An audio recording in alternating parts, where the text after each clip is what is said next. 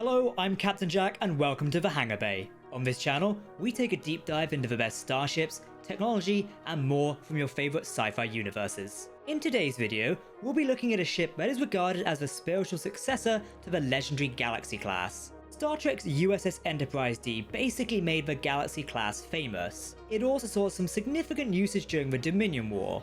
Well, other than the USS Odyssey, that one didn't go down rather well.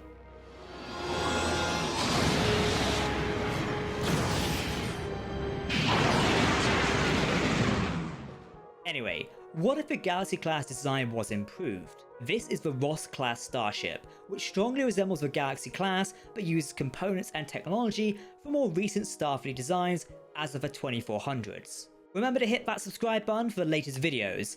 Let us know what you think of the ship in the comment section below. At the turn of the 25th century, the Federation had a couple of ship classes that were direct upgrades of notable ships in the 24th century.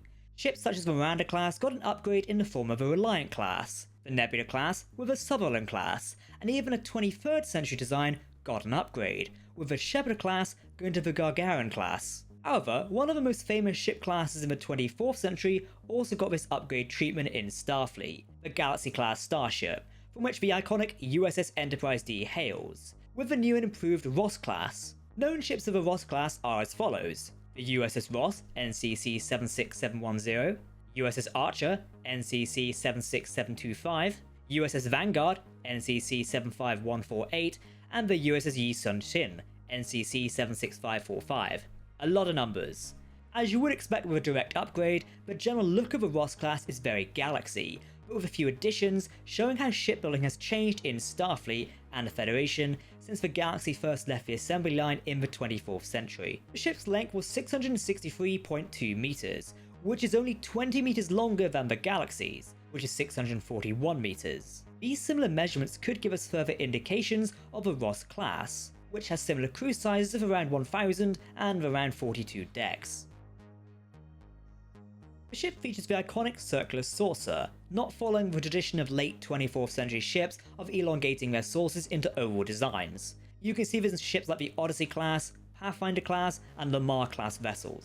What is different about the circular saucer is how it joins to the neck. The structure, which extends from the rear of the saucer to the centre of the bridge module, is highly reminiscent of the Sovereign class, and the reinforced design extended over the rear of the saucer. This Sovereign inspiration makes sense, as the Ross class was co-developed along with the Sovereign class as an optimistic counterpart to the Sovereign's more pragmatic focus on combat performance. So similarities between the two do make sense. An interesting addition to the saucer is a ring of blue lights around it. What purpose these serve is unknown, but perhaps allow for the Ross class to withstand spatial anomalies better in some fashion, due to that being the purpose of the class. A similar strip of this can be seen on the underside of the saucer as well. The saucer's underside is also slightly different. The captain's yacht, which is present in the centre of the underside, is replaced with a sensor platform, just like other Starfleet ships, such as the Excelsior class. The rear of the saucer would also be where the ship's main shuttle bays are located, with seemingly 5 shuttle bays, with 3 located at the rear of the saucer with an overlook to them, and 2 further down the neck. The 2 further down the neck look more to be accessed for smaller auxiliary craft like worker bees or perhaps tiny shuttle pods. On most ships, you would usually find a shuttle bay at the rear of the ship. Like with the Galaxy class, the Ross has a torpedo launcher, though one much larger than the Galaxy had. A more pronounced torpedo launcher can also be seen in the neck of a ship. A cargo bay is on the underside of a ship in its secondary hull. Speaking of the secondary hull, whereas the saucer hasn't changed from a circular design to an oval design, the secondary hull of the Ross class has changed from an oval design to a circular design. Following the circular deflector dish of the Sovereign class, the Ross is similar with a large yellow deflector instead of the oval blue one we see on the Galaxy class. This change impacts the overall shape of the secondary hull, to fit the new deflector but still retains somewhat the same silhouette as the Galaxy class, so everything curves towards the central circular dish in the centre. One of the biggest departures from the Galaxy class is the nacelle pylons. The nacelles themselves are still almost one-to-one with the Galaxy class. Still, the pylons interestingly sweep backwards from the secondary hull, adding an interesting curve to them before coming back to the nacelle itself. The Ross class features state-of-the-art diplomatic facilities for first contact missions, as we said, complementing the Sovereign class's more combat focus. What qualifies as state-of-the-art diplomatic facilities is anyone's guess. Maybe a Tongo table or something? We haven't seen the rest of the interior, so we don't know how it might compare to the interior of the Galaxy class ship. However, being a more modern ship and taking design inspiration from the Sovereign class, I could imagine the interior of a Ross being more sovereign than Galaxy in design. However, with that said, we do have an idea of what 24th century and early 25th century Starfleet vessels look like on the inside. One look at the Sagan class and the USS Titan A provides an idea of how the inside of a Ross class may look. The Ross class prototype pioneered many advanced technologies that would become standard on Starfleet ships in the 25th century, including quantum slipstream and transwarp capabilities. Whether such technology is present on all ships of the class is still to be determined. The standard ship of the Ross class could reach warp speeds of 9.9+, a standard for vessels at the time, but at least put it fast over its predecessor of the Galaxy class, which could only maintain warp factor 9.6 for a couple of hours, and warp 9.8 being its theoretically highest warp factor. As a ship built in the late 24th and early 25th centuries, it would have your standard offensive and defensive capabilities, with photon and quantum torpedoes, phasor arrays and deflector shields. Whether the ship would have any other special technologies is yet unknown.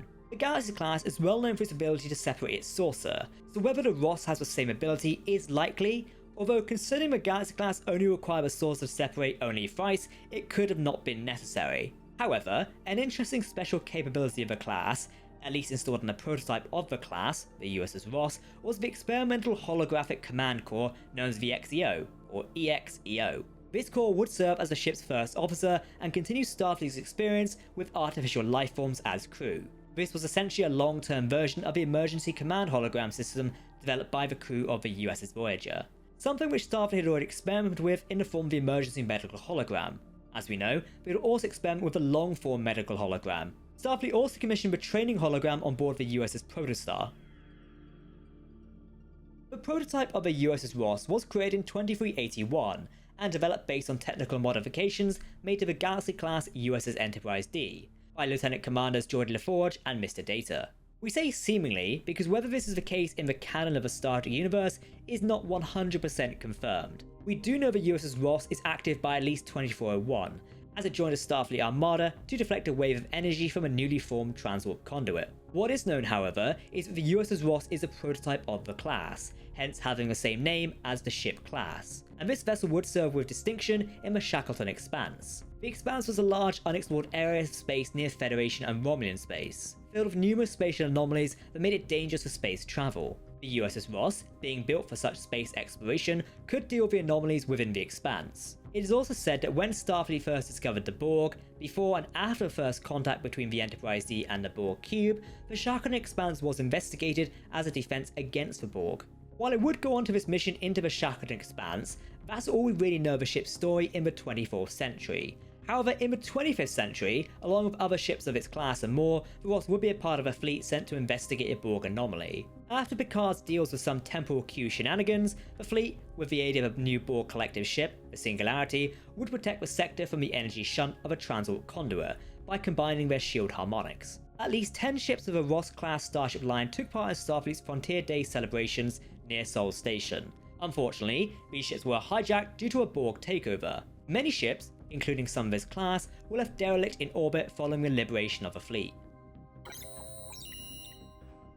Some might think the Ross class is named after Admiral William Ross. This was a Starfleet admiral who coordinated part of the Dominion War in Star Trek Deep Space Nine.